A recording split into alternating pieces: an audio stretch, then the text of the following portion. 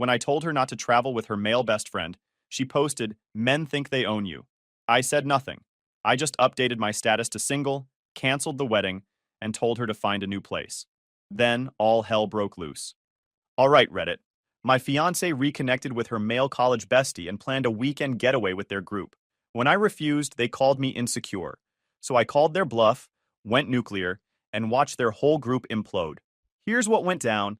I am 29 male, a guy with a good career living downtown in a nice place. Been with Brooke for 4 years, living together for 2, engagement ring on her finger for 6 months. We're talking the whole package here. Brooke was one of those women who just commanded attention. PR director, always had these grand ideas about media campaigns and client strategies. She'd get this fire in her eyes when she talked about work, making me genuinely care about press coverage metrics just because she was passionate about it. We had our rhythm down perfect. Sunday runs, overpriced hipster coffee, Netflix binges where she'd steal my hoodies, and I'd pretend to be annoyed but secretly loved it. We'd talk until 2 a.m. about everything and nothing. 4 years of history, shared life, wedding planning starting to get serious. I thought we were bulletproof. Then March happened and everything went sideways. Every woman has that friend, the chaos agent who shows up every few years like a bad rash, stirs shit up, then vanishes until the next crisis needs orchestrating. For Brooke, that was Zoe freaking Morrison. College roommate, sorority sister, the wild one who always pushed boundaries. She'd been safely contained in Seattle since graduation, and honestly, I was grateful for the 3,000-mile buffer zone. But in March, Zoe got transferred back to town, and suddenly my adult fiancé turned back into a sorority girl.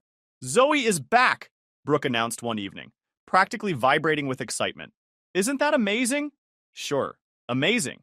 What could possibly go wrong? And guess what? She's been in touch with Chase too.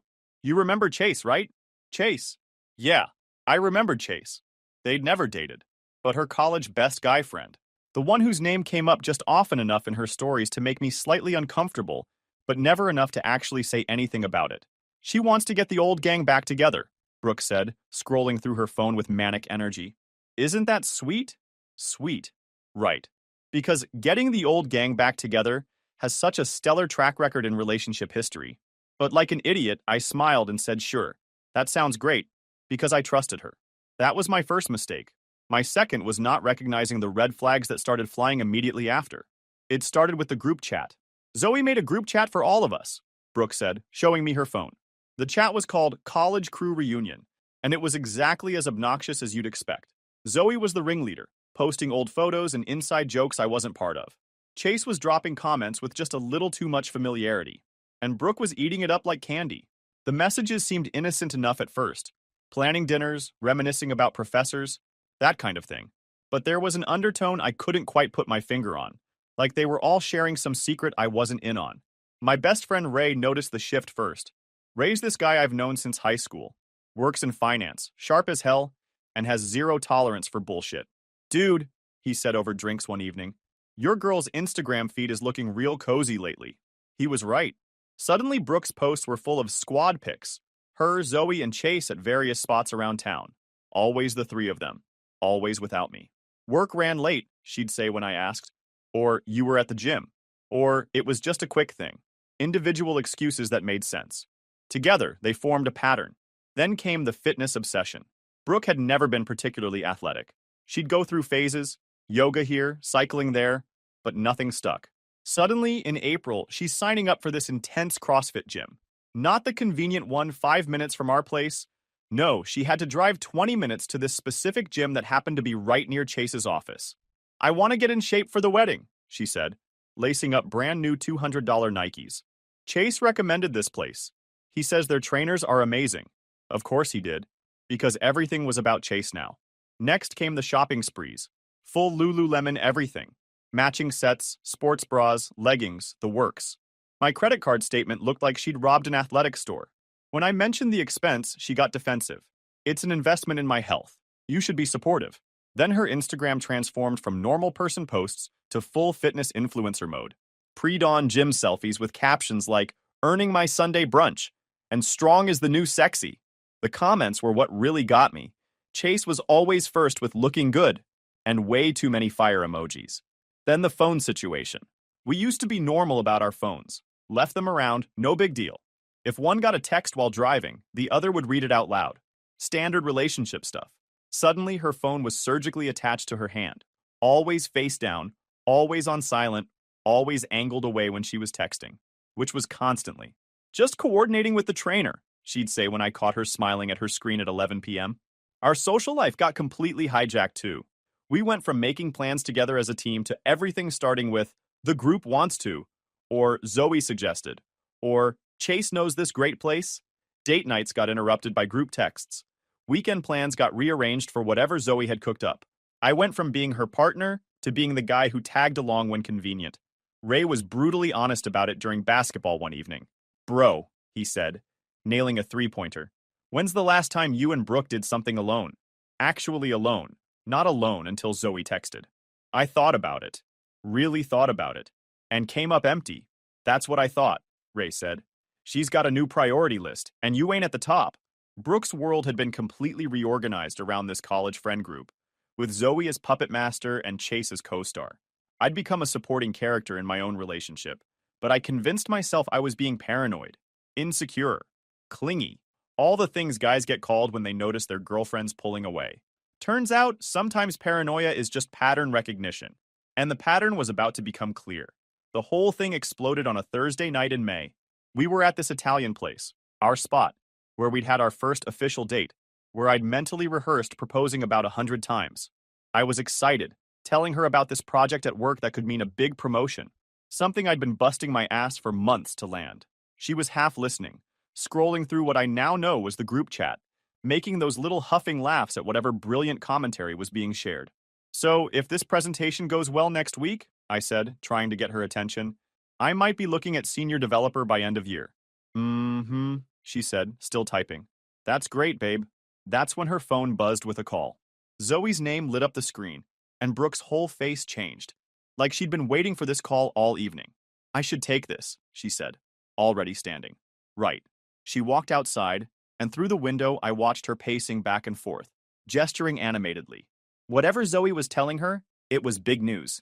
When she came back 5 minutes later, she was vibrating with excitement. Okay, so you know how Zoe has been planning something special for our reunion? I did not know that, but I nodded. Well, she just finalized everything. She booked us a weekend at this amazing resort in Napa Valley. Isn't that incredible? Us? Me, her, and Chase. The core three, just like old times. Just like old times. The core three. I wasn't part of this equation. And what about me? I asked. She paused, like she hadn't considered this possibility. Oh, well, it's kind of a college friends thing. You know how it is with inside jokes and shared memories. You'd probably be bored. Right. I'd be bored. At a romantic lakeside resort. With my own fiancé. When? Next weekend. Zoe got this incredible deal, but we have to book now or lose the spot.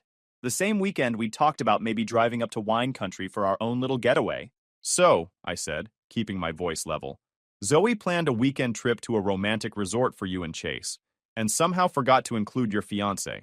It's not like that, Brooke said, but there was an edge creeping into her voice. Chase is like a brother to me. You know that. Brothers don't usually take their sisters to couples resorts in Napa Valley. Stop! It's not a couples resort. It's just a nice place. And Zoe will be there too. Zoe, who's been trying to recreate your college glory days since she moved back. That hit a nerve. What's that supposed to mean? It means I'm not comfortable with you going away for the weekend with another guy, regardless of your history. The words hung in the air like smoke. This was it? The line in the sand? The boundary I'd been avoiding setting for months? Are you freaking serious right now? Brooke said, loud enough that nearby tables started looking. You're going to be that guy? The controlling boyfriend who doesn't trust his own fiancé? Setting a boundary isn't being controlling. It's called having self-respect. It's called being insecure, she shot back. Chase is my friend. My oldest friend.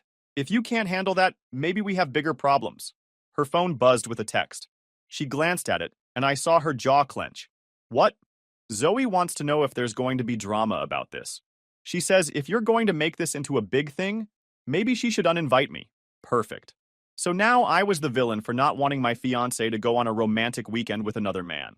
Tell her that my discomfort with my fiancé going to Napa with her male friend isn't drama. It's a boundary. After some frantic texting, Brooke announced that Zoe wanted to FaceTime to clear the air. Before I could object, There was Zoe on the screen, all fake smiles and condescending energy. The conversation went exactly how you'd expect. Zoe gave me the whole Chase is like family routine, calling me insecure for having a problem with it. I tried explaining that siblings don't usually book romantic resorts together, but she just laughed it off. The whole time, Brooke was nodding along like Zoe was making perfect sense instead of defending the guy she was supposed to marry. The kicker came when Zoe said Chase was super excited to catch up with Brooke, and they had so much history to talk about. Yeah, I bet they did. History to talk about. Right. I paid the check and we left in silence. The whole ride home, Brooke was texting furiously, getting pep talks from Zoe about how unreasonable I was being. So what's it going to be? She asked as we pulled into our driveway. Are you going to trust me? Or are you going to be the jealous fiancé who ruins everything? I'm going to be the guy who doesn't pretend this is normal, I said. If you want to go to Napa with Chase, go. But don't expect me to pretend it's okay. She slammed the car door hard enough to rattle the windows. That night, she slept on the couch. And the next morning, I woke up to an empty apartment and a missing suitcase. She was already gone. Her weekend bag was missing. The good luggage we'd bought for Europe last year. Her gym bag was gone too, which was weird since she never worked out on Fridays. Unless, of course, she was planning to work out with Chase at his fancy CrossFit gym near Napa Valley. I made coffee, got dressed for work, tried to focus on my big presentation. This was literally the most important day of my career so far. 6 months of research and development, a potential promotion hanging in the balance. But I kept staring at that empty space in our closet. Then my phone buzzed with an Instagram notification. There she was. Sunglasses, airport coffee, that huge smile I hadn't seen directed at me in weeks. She was wearing one of those new workout sets, the expensive ones I'd been paying for, and she looked genuinely happy for the first time in months. The caption hit me in the gut. Some people call it running away. I call it running toward happiness. No apologies. Live your truth. Sometimes people show their true colors. The comments were already pouring in. Yes, sis queen, live your best life. Some men just can't handle a strong woman. Toxic masculinity is so last season. And there, right at the top, was Zoe. So proud of you for choosing yourself. Real friends support your growth.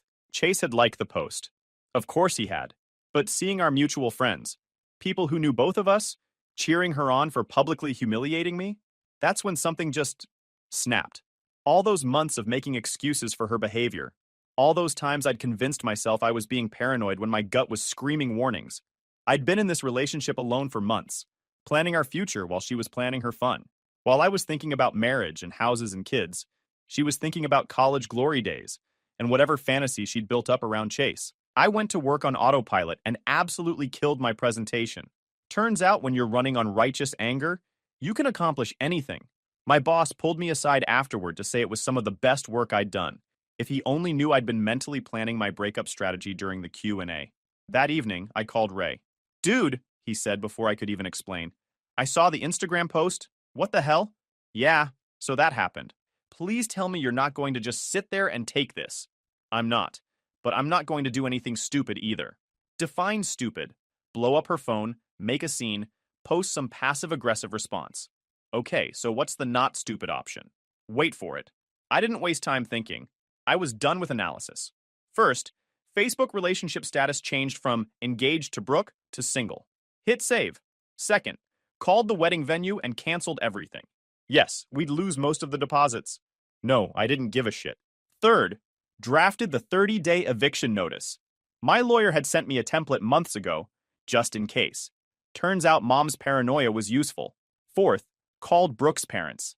This was the conversation I was dreading most, but it needed to happen.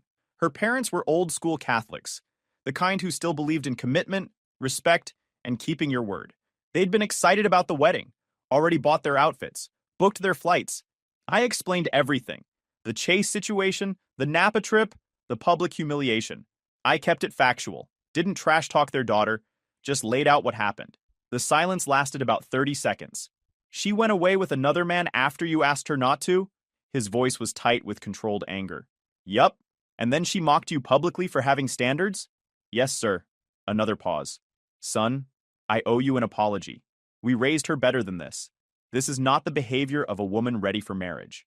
Her mother got on the phone after that, crying, apologizing for her daughter's behavior, asking if there was anything they could do. I told her the truth. Some things can't be fixed, only learned from.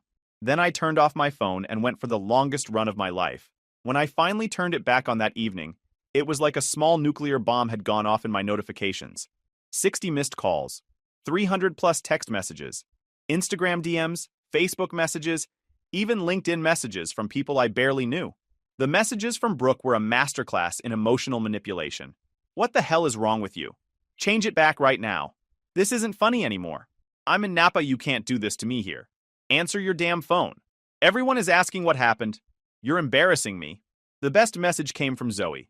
Brooke is having a panic attack. Whatever game you're playing, it's not cute. She's supposed to be having fun, and you're ruining it with your jealousy. Grow up. In a panic attack. At the romantic wine country resort, while she was supposed to be having innocent fun with her brother-like friend Chase. I screenshot that message for posterity, then deleted the entire thread without responding.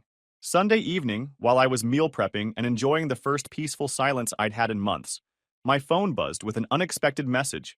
It was from Zara, a girl from my gym. We'd had maybe a dozen conversations over the past year. Casual stuff while waiting for equipment. Small talk about routines. She was cute, seemed smart. She hinted sometimes and had mentioned being single, but I'd never pursued it because, well, I was engaged. Hey, I saw on Facebook that you're single now. I hope everything's okay. If you ever want to grab coffee and talk, or just hang out with someone who won't ask a million questions, let me know. No pressure at all. I stared at that message for 5 minutes. That's really thoughtful of you, I wrote back. Are you free Tuesday evening? Absolutely. There's this new sushi place on 5th Street I've been wanting to try. 7 work for you? While Brooke was presumably trying to salvage her weekend getaway and explain why her fiancé had suddenly gone nuclear, I was setting up my first date in 4 years. Tuesday couldn't come fast enough. When it did, I was nervous as hell. I'd forgotten how to do this, how to talk to women outside the safety of a committed relationship. All my worrying was for nothing. Zara showed up looking effortlessly beautiful. Not Instagram filtered, not trying too hard, just naturally pretty in jeans and a sweater that actually fit her properly. We talked for 3 hours straight, about work, books, travel, completely random shit that made us both laugh. She asked questions and actually listened to the answers. When I told stories, she responded with her own, instead of immediately steering everything back to herself. She didn't check her phone once, not once. In 3 hours. I'd forgotten what it felt like to be heard in a conversation. So, she said over dessert, are you going to tell me what happened? Or should I just assume you finally snapped and buried someone in your backyard? I laughed. Nothing that dramatic. Just realized I was in a relationship with someone who didn't actually want to be in a relationship with me. Ah, she said, nodding knowingly. The old, I love you but I'm not in love with you situation? More like the I love you but I love the attention from other guys more situation? She winced. Ouch, that's worse. Yeah, well, live and learn, right?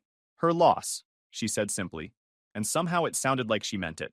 Around 9 p.m., my phone started buzzing with calls from Brooke. I glanced at it, declined the call, and put it face down. Everything okay? Zara asked. Yep, everything's perfect.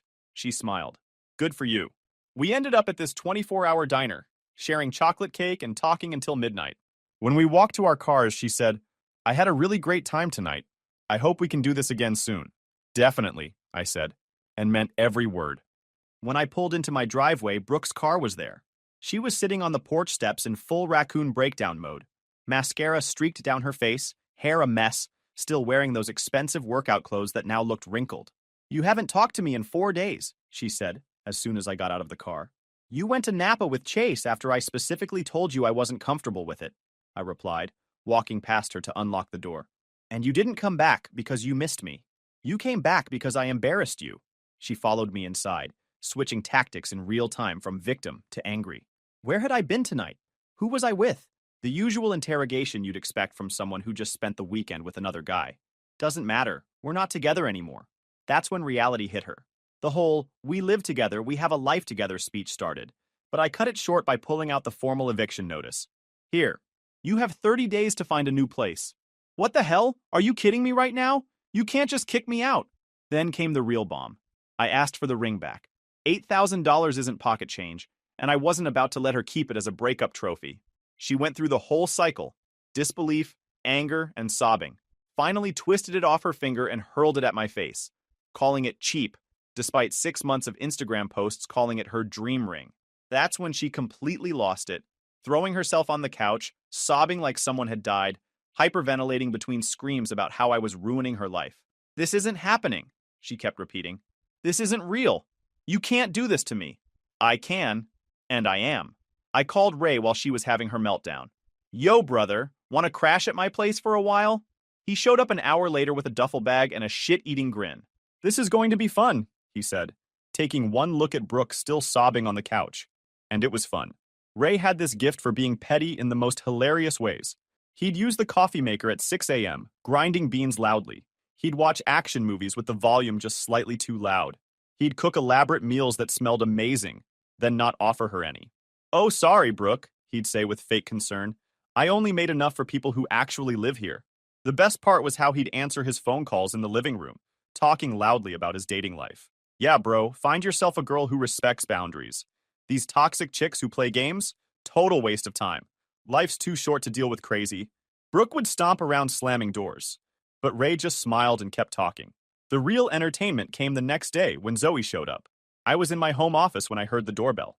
Ray answered it. "Oh, you must be Zoe," I heard him say in his most sarcastic voice. "The puppet master herself." "Excuse me?" "Nothing. Tom's in his office, down the hall." Zoe strutted into my office like she owned the place. All fake confidence and attitude. "We need to talk," she announced. "No, we don't. This whole thing is ridiculous. You're being completely unreasonable." I looked up from my laptop. "I'm sorry. Who are you to have an opinion about my relationship? I'm Brooke's best friend, and what you're doing to her is cruel. What I'm doing is having self-respect. Try it sometime." She planted herself in the chair across from my desk, like she was settling in for negotiations. "Look, Tom, I get that you're upset about the Napa thing, but you're overreacting. It was innocent." "Sure it was." She tried to bluff for another few minutes. When she realized I wasn't going to budge, she switched tactics. "Fine, but you can't kick Brooke out. She has rights. She has 30 days. That's what the law requires. This is her home. This is my apartment that I graciously let her live in. That arrangement is ending. You're being a vindictive asshole." That's when Ray appeared in the doorway. "Hey, Zoe, I think it's time for you to leave. I'm not done talking." "Yes, you are." Ray stepped into the room, and even though he's not a big guy, there's something about his energy that makes people back down. "You orchestrated this whole shit show, got your friend to humiliate my boy publicly, and now you want to come into his house and make demands? Nah, you can't kick me out. Watch me." Ray grabbed her purse and handed it to her. "Door's that way. Use it." "Don't think it's over," she said, trying to maintain some dignity as Ray escorted her out. "Yeah, it is," I called after her. "And tell Brooke that her emotional support manipulator isn't welcome here anymore." The next morning, I woke up to my phone buzzing nonstop. Brooke had spent the night crafting her revenge narrative, posting it everywhere. Instagram, Facebook, TikTok, probably LinkedIn. The post was a masterpiece of manipulation. After 4 years together, my fiancé decided to end our relationship via Facebook status change while I was visiting friends. Then he served me with eviction papers like I'm some random roommate instead of the woman who's been building a life with him. I guess I dodged a bullet, but it still hurts to see someone you love become someone you don't recognize. Toxic masculinity. Manipulative partners. The comments were exactly what you'd expect. Her friends rallying around her, strangers offering support, my character getting assassinated by people who'd never met me. But while Brooke was busy playing victim on social media, I was documenting everything. Screenshots of her posts, copies of our conversations, photos of the apartment. My lawyer had warned me to expect retaliation. Over the next 2 weeks, Brooke launched a campaign that would make political operatives proud. She accidentally broke things. My coffee mug, a picture frame, the good blender. Small stuff that could be explained as stress or clumsiness. She brought friends over at all hours, claiming she needed support during this difficult time. They'd be loud until 2 a.m., leaving messes, basically making my life miserable. But the real escalation came when she found out about Zara. I'd been seeing her regularly. Nothing serious yet, just casual dinners and coffee while I figured out my life. She was patient, understanding, and refreshingly normal after months of Brooke's emotional chaos. Somehow Brooke found out. Thursday evening, I came home to find her sitting in the living room with a bottle and a psychotic expression. "So," she said without preamble, "you're already screwing someone else." "I'm dating someone, yes." "Dating." She laughed, but it sounded more like a bark. "How long? How is that your business? How long have you been cheating on me?" "I haven't cheated on anyone. We broke up. I'm single. I can see whoever I want." That's when she completely lost it. She threw the glass first, missed me by inches, and shattered against the wall. Then she went for the remote control, hurling it at my head. "You freaking asshole!" she screamed. "You planned this! You already had her lined up," I replied, dodging a flying coaster. "I planned not to let you walk all over me anymore." "She's nothing." Brooke was pacing now, looking for more ammunition. "Some gym bimbo who doesn't even know you. She knows how to respect boundaries. That puts her ahead of you." That's when Brooke grabbed the TV remote and hurled it at my 65-inch flat screen. The remote hit dead center, and the screen spiderwebbed with cracks before going black. My TV. The one I'd saved up for months to buy. Something inside me snapped. "You're done." I pulled out my phone and started dialing. "Get your shit and get out. Now." "What?" "Pack whatever you can carry and leave. Tonight? You can't kick me out. I have rights. You just destroyed my property. I'm calling the cops." She stared at me, probably trying to figure out if I was bluffing. I wasn't. "Wait," she said, panic creeping in. "Wait, I'm sorry. I'll pay for it." "Too late. Ray, help her pack. Get her the hell out of here." Ray stepped forward. "Come on, Brooke. Let's get your stuff. I'm not going anywhere." She tried to push past Ray, but he caught her wrists. "Yeah, you are," Ray said firmly. "The adult conversation portion of this evening is over." She struggled for a few seconds, then started crying. Genuine panic crying. "Please," she sobbed. "I have nowhere to go." "Shut the fuck up. You destroyed my TV." Ray helped her pack 2 suitcases while she alternated between crying and threatening to call her lawyer. I documented everything with my phone. The broken TV, her threats, her refusal to leave voluntarily. "You're making a mistake," she said, as Ray escorted her out with her bags. "You'll regret this. That bitch will never be better than me. None will love you like I did." Sure thing. I slept peacefully that night. Throughout the next week, Brooke was spamming pictures all over social media of her and Chase with captions like "Know your real people." And sometimes you lose something to get something better. Zoe, of course, was hyping them up in the comments with Slay Queen and "I'm proud of you" bullshit. I just blocked them all. I had more important things to focus on. But the universe wasn't done delivering justice yet. One afternoon, my phone rang. Unknown number, woman's voice, professional but strained. "Is this Tom?" "Yes. This is Qley from Smith's Associates. I think we need to talk about Zoe Morrison." Smith's Associates, Zoe's company, and Qley was her supervisor. We met that afternoon. Qley was sharp and direct. "I'll cut to the chase," she said. "Zoe has been using company resources for personal trips, booking hotels on the corporate account, using her company credit card for personal expenses, the Napa trip. Among others, yes. She claimed they were business retreats, team-building exercises, but when we looked into it, Qley slid a folder across the table. The only employees attending these business retreats were her and 2 external friends. The folder contained receipts, email chains, screenshots of the group chat where Zoe was coordinating everything. It was all there. The lies about business purposes, the personal use of company funds, the complete disregard for policy. "How did you find out?" Qley smiled grimly. "Anonymous tip. Someone sent us detailed information about her activities, including dates, expenses, and evidence these weren't business-related. They also told us you might have some information to give us." I had a pretty good idea who might have sent that tip. Ray worked in finance and had connections everywhere. He'd been suspiciously smug lately when I mentioned Zoe. What happens now? Zoe is being terminated for fraud and misuse of company resources. We're also pursuing legal action to recover the misappropriated funds. But wait, the karma was just getting started. The next piece of cosmic justice came from an unexpected source: Chase himself. According to mutual friends who were suddenly very willing to share gossip, whatever had happened in Napa hadn't gone according to Brooke's plan. Chase had brought a surprise guest to the resort, his girlfriend Christina, who he'd been dating for 3 months. The romantic reunion Zoe had orchestrated turned into an awkward weekend, where Brooke played third wheel while Chase focused on his actual girlfriend. The college fantasy she'd built up crashed into reality, and reality won decisively. But the best part was yet to come. Remember that group chat where they'd been planning behind my back and making jokes about my reaction? Christina had been added to it too. And Christina, being a normal human with functional boundaries, screenshot everything and sent it to Chase's ex-girlfriend Kate, who'd been wondering why Chase had suddenly become distant. Kate worked at the same PR firm as Brooke. She had opinions about women who interfered in other people's relationships. Monday morning, Brooke walked into her office to find HR waiting. Someone had sent them evidence that she'd been having inappropriate communications with clients' business partners. Chase worked for one of their client companies, and using company time to coordinate personal affairs. The company took a dim view of employees whose personal drama interfered with client relationships. Ray filled me in on the details over drinks that Friday. So let me get this straight, I said. Zoe got fired for fraud, Chase got dumped by his girlfriend, and Brooke got suspended from work? Brooke didn't just get suspended, Ray said with a satisfied grin. She got fired. Her supervisor had been looking for a reason anyway. Attitude problems, missed deadlines. The relationship drama was just the excuse they needed. How do you know all this? My buddy works in their HR department. The whole thing was a shit show. Brooke tried to claim discrimination, but when they showed her the screenshots of her own messages, Ray shook his head. She walked out crying. Meanwhile, my life was going better than it had in years. The promotion came through with a significant raise. Zara and I were taking things slow but steady. She was everything Brooke wasn't. Honest, supportive, respectful of boundaries, genuinely interested in building something real instead of chasing drama for entertainment. The apartment was peaceful again.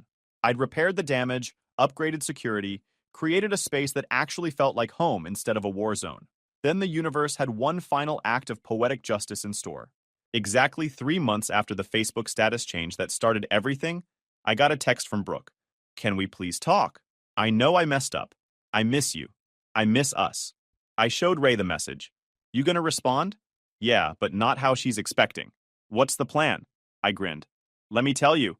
I texted Brooke back. Mel's Diner on 5th Street. Tomorrow at 7 p.m. You get 30 minutes. The next evening, I showed up 15 minutes early and grabbed a booth in the back. Ray arrived 10 minutes later, sat across the room with his phone ready to document everything. Brooke walked in at exactly 7 p.m., looking like she'd spent hours preparing. Hair done, makeup perfect, wearing that dress I used to love. She was pulling out all the stops for one last manipulation attempt. She slid into the booth across from me, hands shaking slightly, looking like she'd spent hours preparing for this moment. Thank you for agreeing to meet me, she said, in that small, vulnerable voice I used to fall for.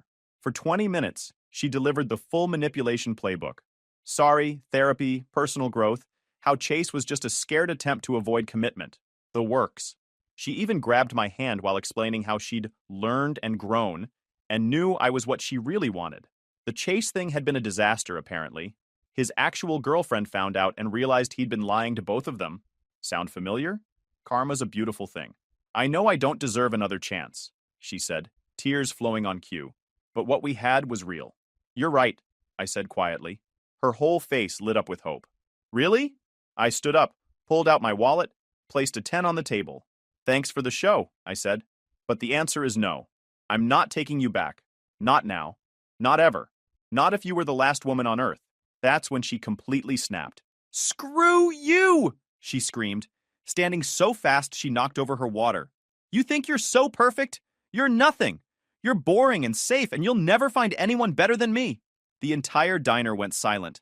Everyone was staring.